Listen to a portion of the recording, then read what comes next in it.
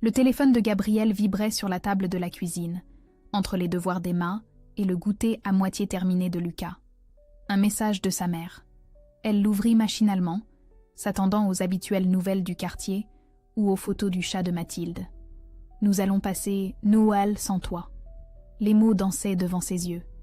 Gabrielle relut une fois, 2 fois. Pas d'explication, pas d'excuse. Juste cette phrase brutale qui s'abattait sur elle comme une gifle en plein visage.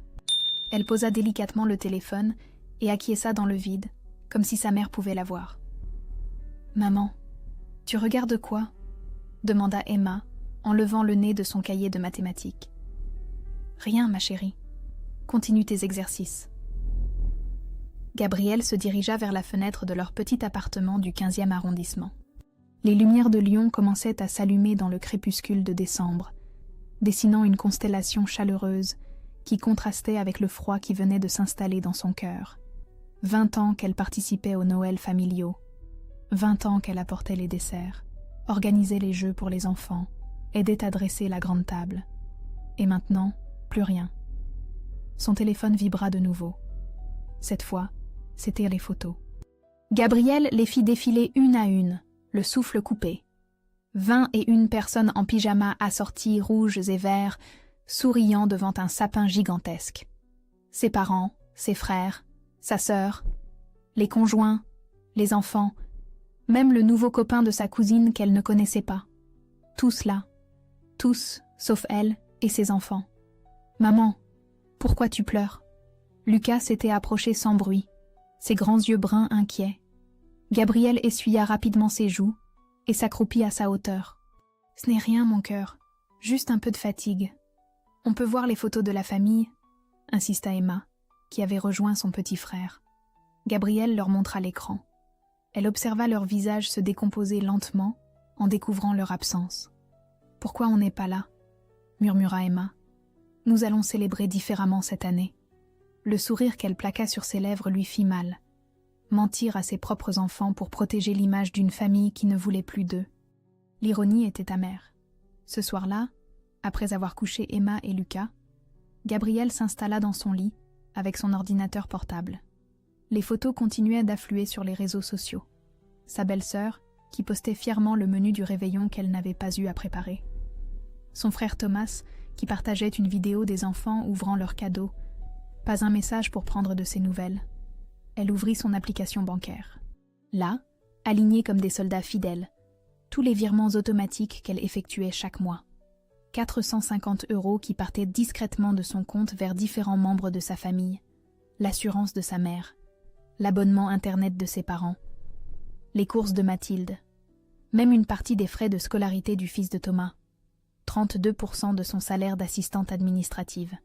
Presque tout ce qui lui restait après avoir payé le loyer, la nourriture et les besoins essentiels d'Emma et de Lucas. 2 ans qu'elle se serrait la ceinture pour que sa famille vive confortablement. 2 ans qu'elle renonçait aux vacances, aux sorties, aux petits plaisirs pour eux. Et ce soir, ils célébraient Noël sans elle. Gabrielle contempla l'écran, le curseur clignotant sur le bouton « Annuler ». Sa main tremblait légèrement. Dans la chambre d'à côté, elle entendait Emma chuchoter à Lucas pour le rassurer après cette journée difficile. Ses enfants qui méritaient de mieux, qui méritaient une mère fière d'elle-même. Elle cliqua. Le premier virement disparut, puis le deuxième, puis tous les autres, un par un, dans un silence religieux qui résonnait comme une libération. Demain matin, tout allait changer. Le réveil n'avait pas encore sonné que le téléphone de Gabrielle explosait déjà. 7 heures du matin, et déjà 3 appels manqués de Mathilde. Elle décrocha à la 4e tentative, encore ensommeillée. « Gabrielle ?» La voix de sa sœur tremblait. « Il y a un problème avec Internet chez papa et maman. La box ne fonctionne plus et ils disent que le prélèvement a été refusé. » termina calmement Gabrielle en préparant le café. Un silence. Puis, « Tu savais ? Comment tu savais ? Parce que c'est moi qui payais. Mathilde. Depuis 2 ans. » Le silence se prolongea. Gabrielle entendait sa sœur respirer difficilement à l'autre bout du fil. « Toi ? Mais pourquoi tu ne m'as jamais dit ? À quoi bon ? Vous aviez vos vies, vos soucis. Moi, j'avais les moyens d'aider. Avait? J'ai annulé tous les virements hier soir. Emma et Lucas descendirent l'escalier en pyjama, encore endormis. Gabriel leur prépara leur bol de céréales, tout en écoutant Mathilde bafouiller des excuses confuses. Elle raccrocha avec douceur quand Thomas l'appela. « Gabriel !» Sa voix claquait déjà dans l'appartement. « Qu'est-ce que c'est que cette histoire ? L'assurance de maman a été suspendue. »« Bonjour Thomas. »« Oui, j'imagine. J'espère que vous passez un bon Noël. »« Ne joue pas à ça avec moi. Tu sais très bien que papa n'a pas les moyens de... » Papa a touché une retraite correcte pendant 37 ans. Je pense qu'il peut se débrouiller. Le ton de Thomas monta d'un cran. « Tu fais du chantage maintenant ? Parce qu'on ne t'a pas invité cette fois ? Cette fois. Comme si c'était exceptionnel. Comme si elle n'avait pas été exclue systématiquement de chaque réunion familiale depuis son divorce. » Gabriel serra le combiné. « Ce n'est pas du chantage, Thomas. C'est un rééquilibrage. »« Un rééquilibrage ?» Il ricana. « Tu réalises que tu mets nos parents en difficulté ? Nos parents qui ont décidé de passer Noël sans moi et mes enfants ? Ces parents-là ?» Emma leva les yeux de son bol, sentant la tension dans la voix de sa mère. Gabriel lui sourit et caressa ses cheveux. « Écoute-moi bien, Gabriel. » La voix de Thomas était devenue froide. Ce genre de comportement instable, ça peut avoir des conséquences. Des mères qui font du chantage émotionnel, qui isolent leurs enfants de leur famille. Il y a des gens qui s'occupent de ça. Le sang de Gabriel se glaça. « Tu me menaces ? Je te préviens. Réfléchis bien à tes priorités. » Il raccrocha. Gabriel resta immobile, le téléphone à la main, regardant ses enfants terminer leur petit déjeuner. Lucas fredonnait une chanson de Noël apprise à l'école. Emma feuilletait son manuel d'histoire en souriant. Au bureau, l'ambiance était étrange. Ses collègues la regardaient avec une compassion gênée. Sophie, sa responsable, l'appela dans son bureau vers 10h. « Gabriel, ça va ? Hier, sur Facebook, j'ai vu les photos de votre famille et vous n'étiez pas là. » L'humiliation de découvrir que ses collègues avaient vu son exclusion familiale étalée sur les réseaux sociaux. Gabriel se redressa. « Tout va bien, Sophie. Nous avons choisi de célébrer différemment cette année. » « Choisir ?» Sophie la regarda attentivement. « Vous savez, si vous avez besoin de temps ou... » « Non, vraiment, tout va bien. » Mais tout n'allait pas bien. Son téléphone n'arrêtait pas de vibrer. Sa cousine Émilie, paniquée parce que le prélèvement pour les courses de sa grand-mère avait échoué. Son oncle Bernard, furieux, qui découvrait que Gabriel finançait secrètement les médicaments de sa tante. Un à un, les membres de sa famille réalisaient l'étendue de sa générosité cachée. 450 € par mois. 5 400 € par an. 10 800 € en 2 ans. Tout ce qu'elle avait donné en silence, en se serrant la ceinture, en renonçant aux vacances avec ses enfants, aux sorties au cinéma, aux petits plaisirs du quotidien. Et eux, ils organisaient Noël sans elle. À midi, elle calculait encore quand sa mère l'appela. « Gabriel. » Sa voix était sèche, blessée. « Il faut qu'on parle. »« Bien sûr, maman. Quand tu veux. Maintenant. Je viens à ton bureau. » Gabriel ferma les yeux. « Maman, ce n'est peut-être pas le lieu le plus approprié pour... »« J'arrive. » Dans 1 heure, tout le bureau allait assister à la confrontation qu'elle redoutait depuis des années. Françoise Dubois fit son entrée dans le hall de l'entreprise comme une reine offensée. 65 ans, le dos droit malgré la colère, elle avançait vers l'accueil avec cette détermination glacée que Gabriel connaissait depuis l'enfance. Les regards des employés se tournèrent vers cette femme élégante, qui demandait d'une voix ferme à voir sa fille. Gabriel descendit les escaliers lentement, chaque marche pesant plus lourd que la précédente. Dans le hall, elle retrouva sa mère debout près des fauteuils d'accueil, son sac serré contre elle comme un bouclier. Autour d'elle, l'activité normale du bureau s'était ralentie. Ses collègues faisaient un semblant de consulter leur téléphone tout en tendant l'oreille. « Maman. »« Gabriel. » Françoise la toisa. « Nous devons parler. Immédiatement. » « Bien sûr. Si tu veux, nous pouvons aller au café d'en face. »« Non. Ici. C'est parfait. » Sa mère s'assit avec une dignité forcée. « Je veux comprendre ce qui t'est passé par la tête. » Gabrielle s'installa face à elle, consciente des oreilles qui traînaient autour d'elle. Sa mère avait toujours eu ce don pour transformer les moments privés en spectacle public quand cela l'arrangeait. « Tu as mis ton père dans une situation impossible, Gabrielle. L'assurance, Internet, les courses. Tu réalises ce que tu fais? Je reprends simplement le contrôle de mes finances, maman. Le contrôle? Françoise haussa le ton. Tu fais du chantage. Parce que nous avons organisé Noël sans toi cette fois. Tu nous punis? Cette fois. Encore ce mot. Gabrielle sentit quelque chose se durcir en elle. Cette fois? Maman, quand ai-je été invitée pour la dernière fois? Vraiment invitée? Pas juste tolérée ou mise devant le fait accompli? Sa mère détourna le regard. Ce n'est pas la question. Tu as des responsabilités envers ta famille. Lesquelles exactement? La voix de Gabrielle restait calme, mais portait plus loin qu'elle ne l'aurait voulu. À payer vos factures en silence? Financer votre confort pendant que mes enfants et moi nous serrons la ceinture? Nous ne t'avons jamais demandé. Non, c'est vrai. Vous n'avez jamais demandé. Vous avez juste accepté. 450 € par mois, maman. 10 800 € en 2 ans. Tout ce que j'avais en plus après avoir payé le strict nécessaire pour mes enfants. Le chiffre claqua dans le hall. Gabrielle entendit Sophie inspirer derrière elle, découvrant l'ampleur du sacrifice. Françoise blêmit. Tu comptais? J'ai dû compter quand j'ai réalisé que je ne pouvais plus emmener Emma et Lucas en vacances, quand j'ai dû refuser les sorties scolaires parce que je n'avais plus les moyens, quand j'ai commencé à acheter les vêtements de mes enfants d'occasion, pendant que Thomas payait l'école privée de ses fils, avec l'argent que je donnais pour l'assurance de papa. Gabrielle! Sa mère se redressa, choquée par cette vérité exposée devant témoins. Comment oses-tu? Comment j'ose quoi? Dire la vérité? Gabrielle se pencha vers elle. Vous voulez savoir pourquoi je n'étais pas invitée à Noël, maman? Pas à cause d'un manque de place. Pas à cause d'un oubli. À cause de mon divorce. Parce que j'ai eu le malheur de quitter un homme qui ne me respectait plus, et que ça donne le mauvais exemple aux autres femmes de la famille. Françoise ouvrit la bouche, mais aucun son n'en sortit. Tu penses que je ne sais pas ce que vous dites dans mon dos? Que je suis instable? Que je n'aurais jamais dû quitter Pierre? Que mes enfants payent pour mes caprices? Tu exagères. J'exagère? Gabrielle sortit son téléphone et fit défiler les photos de la veille. 21 personnes à Noël. Même le nouveau copain de Coralie y était. Même lui avait sa place. Mais pas moi. Pas mes enfants. Sa mère regardait l'écran, le visage fermé. Autour d'elle, le silence s'était installé. Même les téléphones avaient cessé de sonner. Tu as toujours été compliquée, Gabrielle.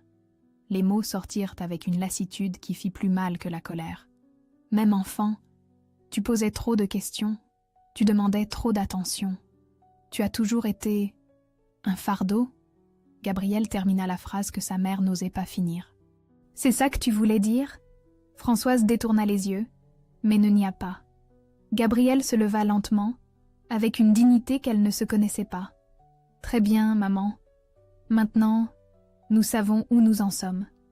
Elle se dirigea vers les ascenseurs sans se retourner, laissant sa mère seule dans le hall, entourée du silence embarrassé des témoins involontaires de leur rupture. Ce soir-là, en rentrant chez elle, Gabrielle découvrit que ses enfants avaient tout entendu. En ouvrant la porte de l'appartement, Gabrielle découvrit Emma et Lucas, assis côte à côte sur le canapé, leurs visages graves tournés vers l'ordinateur portable encore ouvert. L'écran affichait la page Skype qu'elle avait oubliée en partant ce matin. La caméra dirigée vers le salon. « Maman ?» La voix d'Emma était petite, incertaine. On a tout entendu. Le cœur de Gabrielle se serra. Elle posa son sac et s'approcha d'eux lentement, cherchant les mots justes pour des explications qu'elle n'était pas prête à donner. « Tout entendu ? Quand grand-mère est venue te voir. » Lucas avait les yeux rouges. L'ordinateur était resté allumé et on entendait vos voix qui venaient d'en bas. On ne voulait pas écouter, mais grand-mère était très en colère contre toi. Emma se rapprocha de son petit frère. Pourquoi elle disait que tu étais compliqué? Pourquoi elle disait que tu nous faisais du mal? Gabrielle s'assit face à eux, prenant le temps de rassembler ses pensées. Ces deux petits visages inquiets méritaient la vérité, mais une vérité qu'ils pourraient comprendre et accepter. D'abord, dites-moi ce que vous avez compris. Emma prit une grande inspiration. Tu donnais de l'argent à la famille, beaucoup d'argent, pour les aider. Mais maintenant tu as arrêté parce qu'ils ne nous invitent jamais. Et grand-mère, elle trouve que c'est pas bien. Lucas s'essuya le nez. Mais moi, je comprends pas pourquoi on doit donner de l'argent à des gens qui nous aiment pas. La simplicité de cette logique d'enfant toucha Gabrielle au cœur. Du haut de ses 9 ans, Lucas avait saisi l'essentiel mieux que les adultes. Vous avez raison, mes chéris, c'est exactement ça. Elle s'installa entre eux sur le canapé. Mais c'est plus compliqué que ça. Dans les familles, parfois, les relations ne sont pas simples. Pourquoi grand-mère et grand-père, ils nous invitent jamais ? Demanda Emma. C'est à cause du divorce avec papa ? Gabrielle hésita. Protéger ses enfants ou leur dire la vérité ? Elle regarda leurs visages attentifs et choisit l'honnêteté. En partie, oui. Ils pensent que j'ai eu tort de divorcer de votre papa. Ils trouvent que ça donne le mauvais exemple. Mais papa, il était pas gentil avec toi à la fin. Lucas fronça les sourcils. Il criait tout le temps. Et il disait que tu étais nulle en cuisine. Et il regardait jamais nos dessins. Emma serrait ses poings. Nous, on était contents quand il est parti. La maison était plus calme. Cette franchise d'enfant fit réaliser à Gabrielle qu'en voulant les protéger de la vérité, elle leur avait peut-être fait porter un poids qu'ils n'avaient pas à porter. Vous vous sentez responsable de cette situation avec la famille ? Emma et Lucas échangèrent un regard. Un peu, admit Emma. Grand-mère, des fois, elle dit qu'on n'a pas de chance d'avoir des parents séparés, qu'on va avoir des problèmes plus tard. La colère monta en Gabrielle, mais elle la contint. Écoutez-moi bien, tous les deux. Vous n'êtes responsables de rien, ni du divorce, ni des problèmes avec la famille. Les adultes prennent des décisions d'adultes, et parfois ces décisions déplaisent à d'autres adultes. Mais vous n'avez rien fait de mal. Alors pourquoi on nous invite jamais ? Insista Lucas. Parce que certaines personnes ont du mal à accepter les changements. Elles préfèrent faire comme si nous n'existions pas, plutôt que d'adapter leurs habitudes. Emma réfléchit un moment. Et l'argent que tu donnais ? J'aidais la famille, parce que je pensais que c'était mon devoir. Que si je les aidais financièrement, ils finiraient par nous accepter, vous et moi. Mais j'ai compris que ce n'était pas comme ça que ça fonctionnait. Tu es triste ? Demanda Lucas en se blottissant contre elle. Oui, je suis triste, mais je suis aussi soulagée. Et vous savez quoi ? Elle alla chercher son téléphone et ouvrit l'application de la banque. Regardez, l'argent que je ne donne plus à la famille, on va pouvoir s'en servir pour nous. Elle leur montra les calculs qu'elle avait faits. 450 € par mois. Ça fait combien sur un an, Emma ? Emma compta mentalement. 5 400 €. Exactement. Vous savez ce qu'on peut faire avec ça ? Les yeux des enfants s'illuminèrent.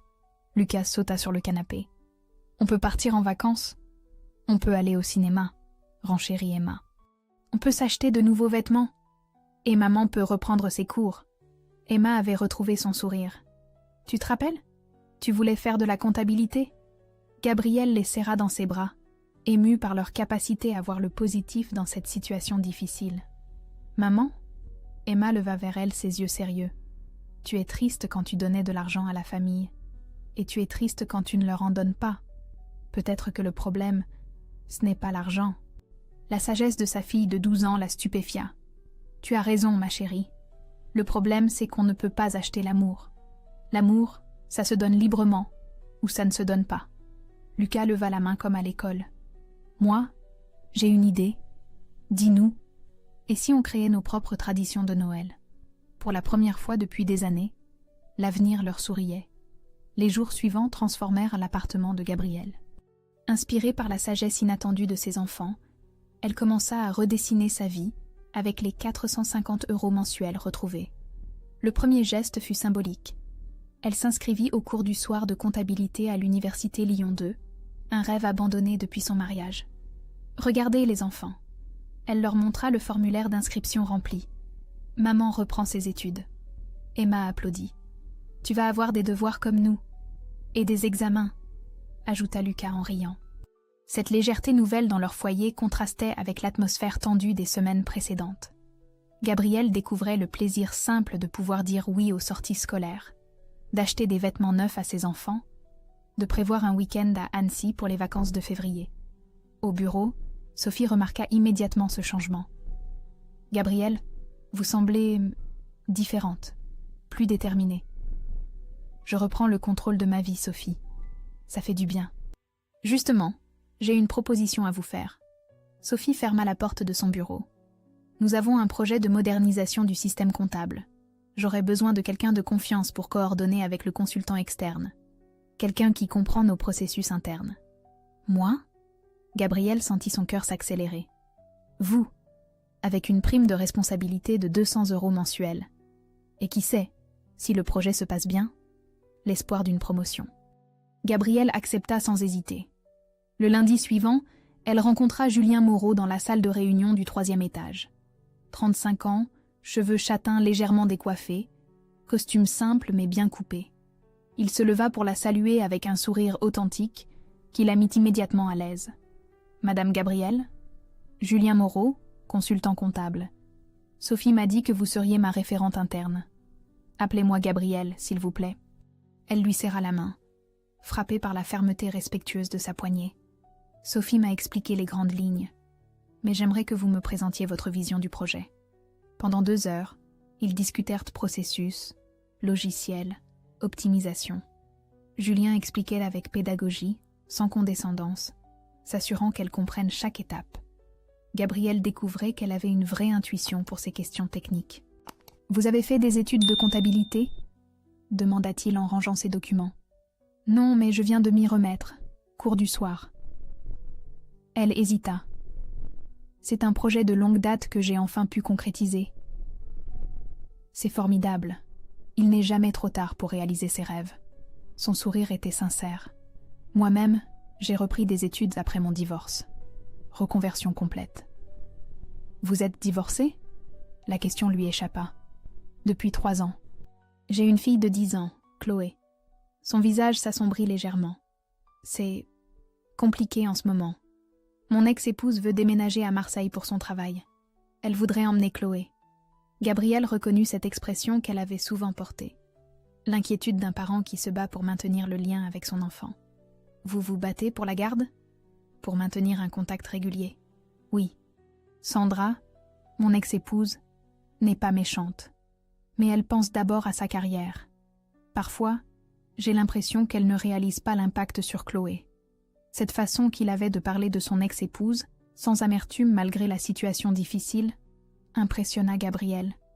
Pierre, son ex-mari, n'avait jamais su évoquer leur séparation sans reproche. « Et vous ? Vous avez des enfants ? » 2. Emma, 12 ans, et Lucas, 9 ans. Elle sourit. Eux aussi vivent une période de changements familiaux, mais ils s'adaptent mieux que moi, je crois. Les enfants sont résilients, plus que nous, souvent. Leur regard se croisa un instant. Quelque chose de doux et de compréhensif passa entre eux, la reconnaissance de 2 adultes qui reconstruisirent leur vie après des épreuves similaires. Bon, Julien consulta sa montre. Je propose qu'on se revoie jeudi pour commencer l'audit des processus actuels ? Parfait. En rentrant chez elle, Gabrielle croisa Mathilde dans l'escalier de son immeuble. Sa sœur l'attendait, l'air embarrassé. « Gabrielle, on peut parler ?» Elles montèrent ensemble. Mathilde refusa le café et alla droit au but. « Je voulais te présenter mes excuses. Pour Noël, pour... tout. » Elle tortillait ses mains. « Je ne savais pas que tu nous aidais financièrement. Maman ne nous dit jamais rien. Je sais, Mathilde. J'ai réfléchi à ce que tu as dit l'autre jour. Sur la famille, sur... » Elle hésita. « Tu sais, moi aussi, parfois, j'ai l'impression d'étouffer dans cette famille. Tout doit être parfait, conforme, pas de vagues. Tu penses à prendre tes distances aussi ? Peut-être. » Mathilde regarda par la fenêtre. « En tout cas, si tu veux bien, j'aimerais qu'on reste proches, toi et moi. Vraiment proches. Pas juste pour les obligations familiales. » Gabrielle serra sa sœur dans ses bras, émue de cette ouverture inattendue. Le soir, en bordant Emma et Lucas, elle reçut un message de Pierre, son ex-mari. « Les enfants m'ont raconté pour la famille. Si tu as besoin d'aide, je suis là. Pierre. » Pour la première fois depuis longtemps, Gabrielle se sentait entourée de personnes qui la respectaient vraiment. Le café où Gabrielle retrouva Pierre était le même que celui de leur première sortie, 20 ans plus tôt. Étrange ironie du destin que de s'y donner rendez-vous pour parler de leur séparation. Pierre l'attendait déjà. Ses cheveux grisonnants soigneusement peignés, ce petit sourire nerveux qu'elle lui connaissait bien. « Merci d'être venu. » Il se leva pour l'embrasser. Tu as bonne mine. Toi aussi. C'était vrai. Pierre semblait apaisé, plus serein qu'elle ne l'avait vu depuis des années. Ils commandèrent leur café en silence, cherchant leurs mots. Finalement, Pierre se lança. « Emma m'a raconté pour ta famille. Je suis désolée. » « Désolée ? J'aurais dû te soutenir davantage quand nous étions ensemble. Ta mère, tes frères, ils te manipulaient déjà à l'époque. Je le voyais, mais je n'osais rien dire. » Gabrielle le regarda, surprise par cette lucidité tardive. « Pourquoi tu n'as rien dit ?» Pierre soupira. « Parce que j'avais peur que tu choisisses ta famille plutôt que nous. Tu donnais tellement d'énergie à essayer de leur plaire.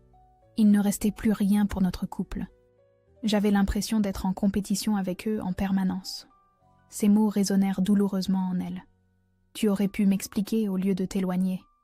J'ai essayé au début, mais chaque fois que je critiquais ta famille, tu te fermais. Alors j'ai abandonné. » Il but une gorgée de café. « C'est ma part de responsabilité dans notre échec. Je n'ai pas su t'aider à poser des limites. » Cette conversation qu'ils auraient dû avoir des années plus tôt apportait enfin des réponses aux questions que Gabrielle se posait sur leur mariage. Une réconciliation avec le passé qui lui permettait d'envisager l'avenir plus sereinement. « Les enfants vont bien ? Ils vont mieux. Plus légers. Je crois qu'ils portaient notre culpabilité sans qu'on s'en rende compte. Et toi ? Tu vas mieux ? » Gabrielle réfléchit. « Je reprends le contrôle. C'est libérateur. » En rentrant au bureau, elle retrouva Julien dans la salle de réunion pour leur deuxième séance de travail. Cette fois, l'atmosphère était plus détendue. Ils se tutoyaient naturellement et leurs échanges alternaient entre technique et personnel. « Comment se passent tes cours du soir ?» demanda-t-il en parcourant les documents qu'elle avait préparés. « Bien. C'est exigeant de concilier avec les enfants et le travail. Mais j'adore ça. » Elle sourit. « J'ai l'impression de me retrouver. » « Je comprends. Moi, quand j'ai repris mes études, c'était après des années dans un boulot qui ne me correspondait pas. Ma femme trouvait que c'était de l'égoïsme, que j'aurais dû me contenter de la sécurité. Et maintenant, je fais ce que j'aime et je peux être un meilleur père pour Chloé, même si c'est plus compliqué avec les horaires. » Gabrielle observait Julien pendant qu'il expliquait une procédure. Il y avait une douceur dans sa façon de parler, une attention aux détails qui témoignait d'un respect profond pour son interlocuteur. Quand il découvrit par hasard sa situation familiale compliquée, il ne fit aucun commentaire déplacé, ne donna aucun conseil non sollicité. « Ta famille ne comprend pas tes choix ?» se contenta-t-il de demander. « Ils pensent que j'aurais dû rester mariée, quoi qu'il arrive. Que le divorce, c'est donner le mauvais exemple. Et toi, qu'est-ce que tu en penses ?» Cette question simple la toucha. Personne ne lui avait jamais demandé son avis sur sa propre vie. Je pense qu'il faut parfois avoir le courage de dire non pour pouvoir vraiment dire oui. Julien sourit. C'est exactement ça. Il faut être fort pour dire non à sa famille. Peu de gens en sont capables. Ces mots de reconnaissance, venant d'un homme qu'elle apprenait à respecter, firent plus pour sa confiance en elle que toutes les séances de thérapie qu'elle avait pu imaginer. En fin d'après-midi, elle prit une décision importante. Elle décrocha son téléphone et composa le numéro du cabinet de psychologie recommandé par Sophie. « Bonjour, je souhaiterais prendre rendez-vous avec le docteur Morel. »« Pour quel motif, madame ?» Gabrielle regarda par la fenêtre les lumières de Lyon qui s'allumaient dans le crépuscule hivernal. « Pour apprendre à me respecter. » Ce soir-là, pour la première fois depuis des années, elle s'endormit sans culpabilité. Le cabinet du docteur Morel respirait la sérénité. Fauteuil en cuir beige, bibliothèque fournie, lumière tamisée qui invitait à la confidence. Gabrielle s'installa face à cette femme d'une 50aine d'années, aux yeux bienveillants, encore intimidée par ce premier rendez-vous. « Qu'est-ce qui vous amène, Gabrielle ?» J'apprends à dire non, et c'est plus difficile que je ne l'imaginais. Au fil des séances, le docteur Morel l'aida à comprendre les mécanismes qui l'avaient poussée à se sacrifier pour sa famille. Cette peur de l'abandon qui la faisait accepter l'inacceptable. Cette croyance profonde qu'elle devait mériter l'amour en se rendant indispensable. Vous avez appris très tôt que l'amour était conditionnel, Gabrielle, que pour être aimé, il fallait être utile. Ces mots éclairaient tant de comportements passés. Sa tendance à anticiper les besoins des autres, à s'oublier dans le service, à confondre générosité et soumission. Au travail, Sa collaboration avec Julien s'approfondissait.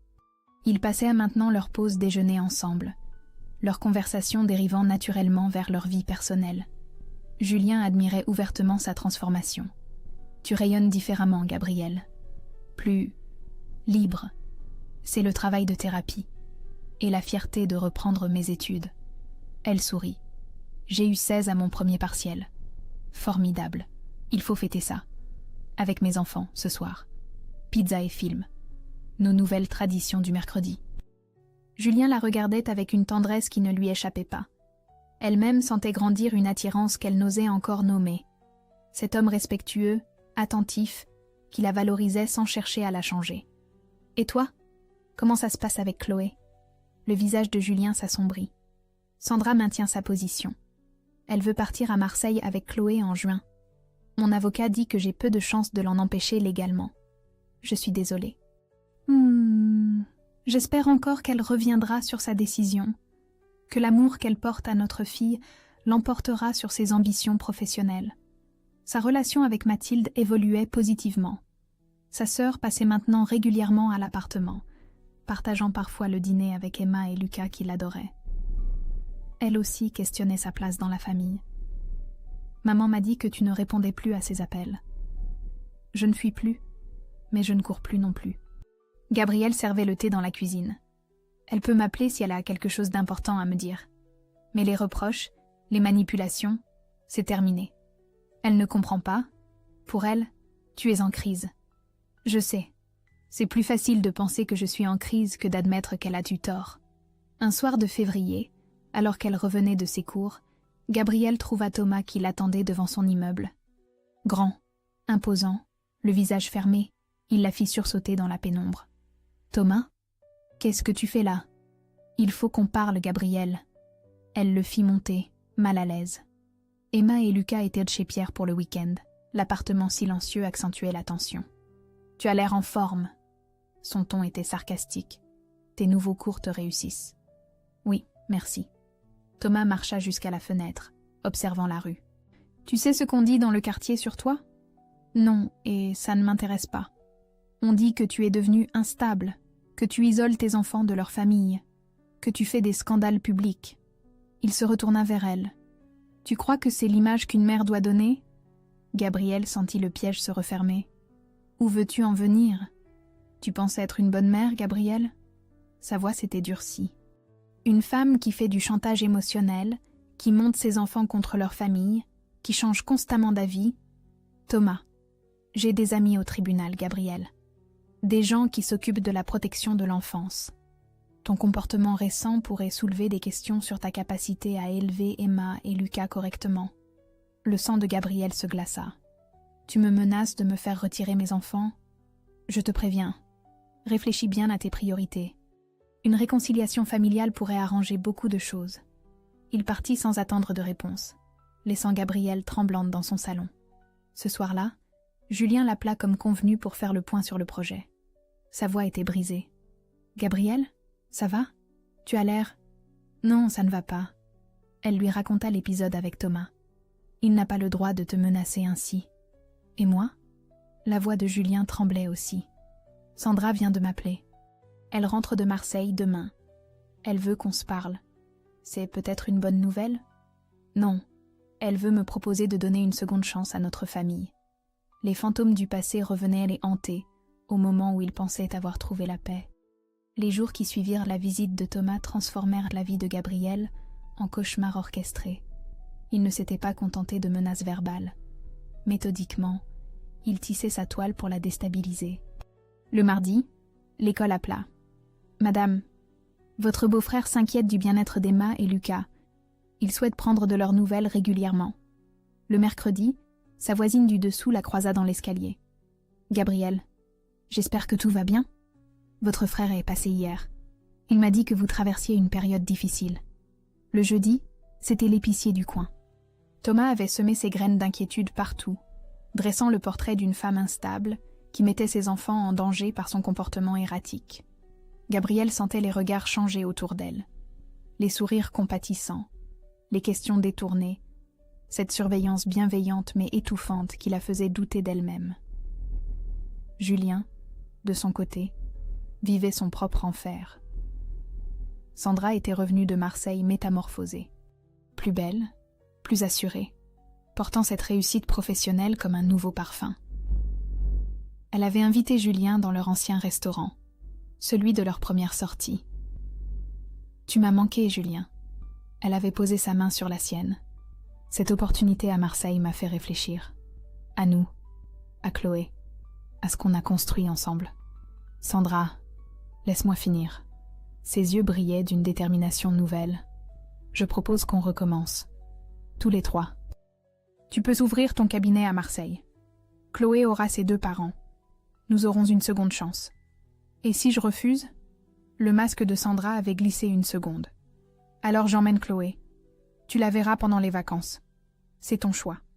Ce vendredi soir, Gabriel et Julien se retrouvèrent dans leur petit café habituel, tous deux épuisés par ces pressions simultanées.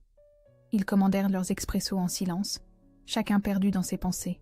« J'ai peur, Julien. » Gabriel tournait sa cuillère dans sa tasse. « Et si Thomas avait raison ? Si je mettais vraiment mes enfants en danger avec mes choix ? Tu ne mets personne en danger. Tu reprends simplement ta dignité. Mais au prix de quoi ? Emma a pleuré hier soir. Elle a peur qu'on nous sépare. Lucas demande pourquoi son oncle vient poser des questions à l'école. Julien prit sa main. Et moi, j'ai peur de revivre un mensonge par peur de perdre ma fille. Leurs doigts s'entrelacèrent naturellement. Dans cette vulnérabilité partagée, ils trouvèrent un réconfort qu'aucun d'eux n'avait anticipé. Leurs visages se rapprochèrent lentement. Leurs lèvres se frôlèrent dans un baiser tendre et désespéré. « Gabriel », il caressa sa joue. « Au milieu de ce chaos, tu es la seule chose claire dans ma vie. Ne dis pas ça. Nous sommes tous les 2 fragiles en ce moment. Justement, peut-être qu'ensemble nous serons plus forts. » Le téléphone de Julien sonna. Sandra. Il décrocha avec un soupir. « Julien, j'ai réfléchi. Je pars lundi matin pour Marseille. Je veux une réponse avant dimanche soir.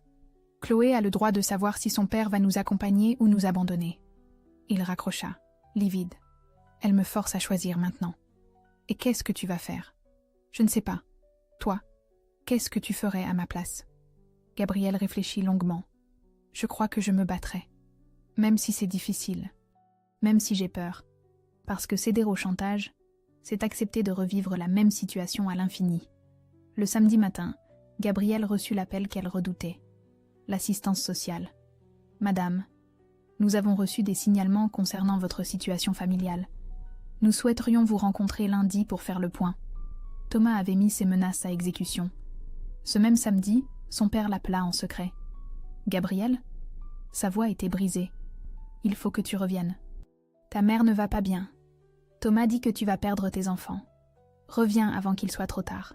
S'il te plaît. » Le 23 décembre, Gabriel et Julien se trouvaient face aux choix les plus difficiles de leur vie.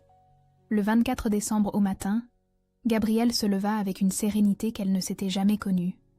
Dans quelques heures, elle allait rencontrer l'assistante sociale, affronter sa famille et découvrir si Julien avait choisi l'amour ou la facilité. Pierre arriva à 9h, comme convenu. Son soutien silencieux mais ferme lui donnait la force nécessaire pour cette épreuve. Ensemble, ils se rendirent au rendez-vous qui déciderait peut-être de l'avenir d'Emma et Lucas. Madame Durand, l'assistante sociale, était une femme d'une 40aine d'années, au regard professionnel mais bienveillant. Elle examina méthodiquement les documents que Gabriel avait préparés. Relevé bancaire prouvant sa stabilité financière retrouvée, bulletin de notes de formation, témoignages élogieux de l'école sur l'épanouissement de ses enfants. « Madame, les signalements que nous avons reçus évoquent un comportement instable, des changements brusques, un isolement de vos enfants. Puis-je vous expliquer le contexte ?» Gabrielle garda son calme. Elle raconta tout. L'exclusion familiale, les 450 € mensuels donnés en secret, la décision de reprendre sa dignité, les menaces de Thomas. Pierre témoigna de la transformation positive qu'il observait chez leurs enfants, depuis que leur mère avait cessé de se sacrifier pour des proches qui ne la respectaient pas. Les enfants sont plus équilibrés, plus confiants. Gabrielle a retrouvé son estime d'elle-même, et ça se ressent sur toute la famille. Madame Durand referma le dossier. Monsieur Thomas a effectivement surjoué sa main. Ces accusations ne correspondent à aucune réalité observable. Au contraire, votre reconquête d'autonomie semble bénéfique à vos enfants. Libérée de cette épée de Damoclès, Gabrielle appela ses parents. « Maman, je viens déjeuner, avec Mathilde et les enfants, mais j'ai des conditions. » À 13h, elle poussa la porte de la maison familiale avec une assurance nouvelle. Emma et Lucas la flanquaient, curieux de retrouver ses grands-parents qu'ils connaissaient si peu. Mathilde les attendait dans le salon, souriante et complice. Françoise les accueillit avec une raideur qui cachait mal son émotion. Michel, le père, serra Gabrielle dans ses bras avec une tendresse qu'elle avait oubliée. « Mes conditions sont simples », annonça Gabrielle en s'installant à table. « Respect mutuel. Fin des commentaires sur mes choix de vie. Fin des manipulations financières. Et surtout, Emma et Lucas font partie de cette famille au même titre que tous les autres petits-enfants. » Françoise ouvrit la bouche pour protester, mais Michel posa sa main sur la sienne. « C'est d'accord, ma fille. » Thomas, assis au bout de la table, gardait un silence hostile. Il avait perdu sa bataille et le savait. Ses manipulations avaient échoué, révélant au grand jour sa vraie nature. Le déjeuner se déroula dans une atmosphère tendue, mais honnête. Pour la première fois depuis des années, Gabrielle exprimait ses opinions sans crainte. Emma et Lucas découvraient des grands-parents imparfaits mais capables d'évoluer. En fin d'après-midi, Julien l'appela. « Gabrielle, j'ai refusé Sandra. Je me bats pour Chloé, mais pas en sacrifiant ma propre vérité. Et elle est partie ce matin, avec Chloé. » Sa voix tremblait. « Mais mon avocat est confiant. Nous avons des éléments solides pour obtenir une garde partagée équitable. » Le soir du réveillon, Gabrielle, Emma, Lucas, Mathilde, Julien et Chloé, qui étaient revenus pour son week-end de garde, créèrent leur propre tradition autour d'une table simple mais chaleureuse. Pas de pyjama assorti, pas de cadeaux coûteux, mais des rires authentiques et des regards qui brillaient d'affection sincère. « Tu sais quoi, maman ?» chuchota Emma en l'aidant à débarrasser. « Ce Noël, c'est le plus beau qu'on ait jamais eu. » Julien s'approcha de Gabrielle près de la fenêtre. « Merci de m'avoir montré qu'on pouvait se battre avec dignité. Merci de m'avoir rappelé que je méritais d'être respectée. » Ils s'embrassèrent doucement sous les lumières de Lyon, entourés du bonheur tranquille de leurs enfants qui jouaient ensemble. 6 mois plus tard, Gabrielle recevait son diplôme de comptabilité dans l'amphithéâtre de l'université. Dans le public, Emma, Lucas, Mathilde, Pierre applaudissaient à tout rompre. Même ses parents étaient devenus, fiers malgré leur réticence passée. Julien tenait la main de Chloé, souriant de cette fierté qu'on éprouve pour ce qu'on aime. Thomas assistait de loin à la cérémonie, isolé par ses propres choix. Il avait fini par comprendre ce qu'il avait perdu en choisissant l'orgueil plutôt que l'amour. Gabrielle avait appris la plus belle des leçons. On ne peut aimer vraiment que quand on s'aime soi-même d'abord.